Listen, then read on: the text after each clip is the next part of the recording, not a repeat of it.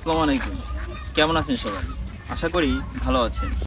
কখনো কি দেখেছেন একটা ছোট বাচ্চা রাস্তায় কাঁদছে, অথচ কেউ সাহায্য করছে না, কেউ তুলে কোলে নিচ্ছে না। কেউ একজন ক্ষুধায় কাঁপছে, অথচ পাশ দিয়ে মানুষ হেঁটে যাচ্ছে, ভিডিও করছে, ফোনে কথা বলছে, কিন্তু কেউ তাকেও সাহায্য করছে না। আগে তো মানুষ মানুষের পাশে থাকতো, একজন কাঁদলে আর একজনেরও চোখে জল আসতো। কিন্তু এখন এখন শুধু নিজে ভালো থাকলেই হলো, যেন পৃথিবীটা শুধু তার জন্যই বানানো।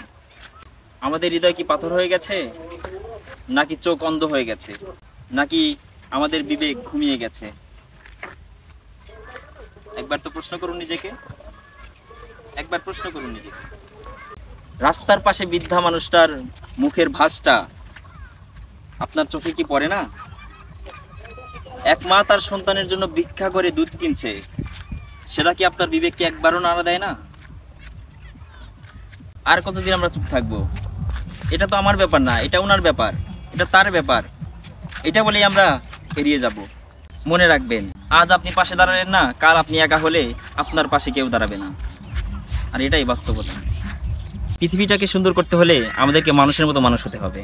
একটু সহানুভূতি, একটু ভালোবাসা, আর সেটাই হচ্ছে ইবাদত, অনেক বড় ইবাদত। ভালো থাকবেন সবাই। আসসালামু আলাইকুম ওয়া রাহমাতুল্লাহি ওয়া বারাকাতুহু।